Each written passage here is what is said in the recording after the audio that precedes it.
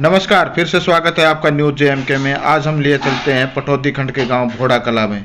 भोड़ा कला गांव में योगी रामचंद्र की श्रद्धांजलि सभा का आयोजन किया गया था। श्रद्धांजलि सभा में आसपास के गांवों के अलावा अखिल भारतवर्षीय जोगीनाथ समाज के राष्ट्रीय संयोजक अनूप जोगी भी पधारे थे।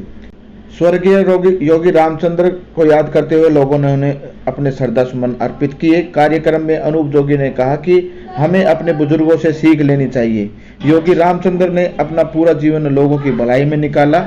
वो एक पशु चिकित्सक थे। उन्होंने बेजुबान पशुओं को भी अपना समझा। श्रद्धांजलि सभा कार्यक्रम के बाद अखिल भारतवर्षीय जोगीनाथ समाज के राष्ट्रीय संयोजक अनूप जोगी ने एक बैठक भी ली। बैठक के दौरान खुलकर सभी मुद्दों पर चर्चा हुई।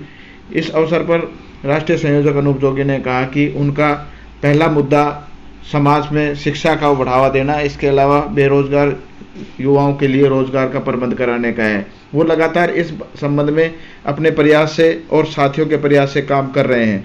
पिछले दिनों उनको हरियाणा सरकार द्वारा डीएनटी में शामिल किया गया। उन्हें पूरा विश्वास है कि डीएनटी में शामिल होने के बाद समाज को कुछ न कुछ इसका फायदा होगा। हालांकि अभी इसका फायदा नहीं। आज आपका यहाँ आने का क्या प्रयोजन था जी?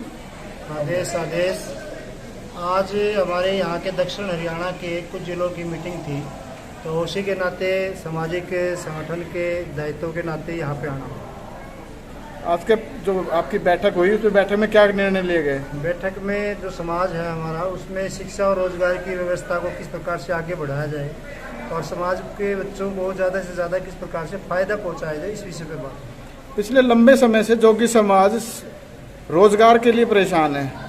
अगर जो माना जाए और देखा भी जाए, सरकारी आंकड़े भी इसमें हैं कि मुट्ठी भर लोग आपके समाज से सरकारी नौकरियों पे हैं और लास्ट दिनों आपको डीएनटी का झुंझुना भी मैं कहूँगा सरकार ने थमाया। इसके बारे में आप क्या कहना चाहेंगे? देखिए, इसमें कोई दो राय बात नहीं है कि समाज जो है अति पिछड़े हुए हालात में है और उसके लिए हमने माननीय हाई कोर्ट ने भी जो आंकड़े दिए थे, उन आंकड़ों में ये बात स्पष्ट भी हो गई।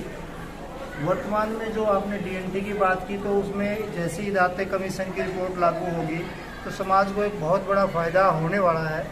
और क्योंकि हमारा जो समाज है ओबीसी इसके अंदर आता है, तो रोहिणी आयोग की रिपोर्ट भी जल्दी भविष्य में लागू हो जाएगी। उससे भी हमारे समाज को बहुत ज़्यादा फायदा होगा, क्योंकि जो आरक्षण की व्यवस्थाएँ समाज में होनी चाहिए थी वो नहीं मिल पाया। पिछले लंबे समय से दाते आयोग को लेकर भारी भरकम राजनीति हो रही है।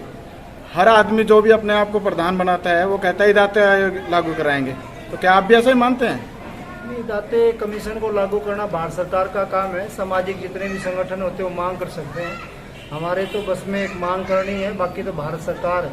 और क्योंकि अभी 25 तारीख को आप देख रहे हैं कि पूरे भारतवर्ष में पंडित दीनदयाल उपाध्याय की बात की जाती है, तो हमारा जो समाज है वो अंतिम पंक्ति में ही खड़ा है और वो कहते हैं भाई अंतिम पंक्ति को उठा करके लाएंगे। पिछले आज़ादी के बाद से तो आज तक तो हुआ नहीं कि हमारे को किसी ने उठाया हो। फिर भी हमारा काम है प्रयास करना, संघर्ष करना, वो समाज की मदद से हम कर ही रहे हैं। डीएनटी का कितना फायदा होगा आपको? डीएनटी में देखिए 18 ऐसे फायदे हैं जो अभी हिडन एजेंडे के अंदर हैं, और वो 18 के 18 फायदे पूरे समाजों को, जितने भी डीएनटी में जातियाँ होंगी, उनको मिलने वाले हैं।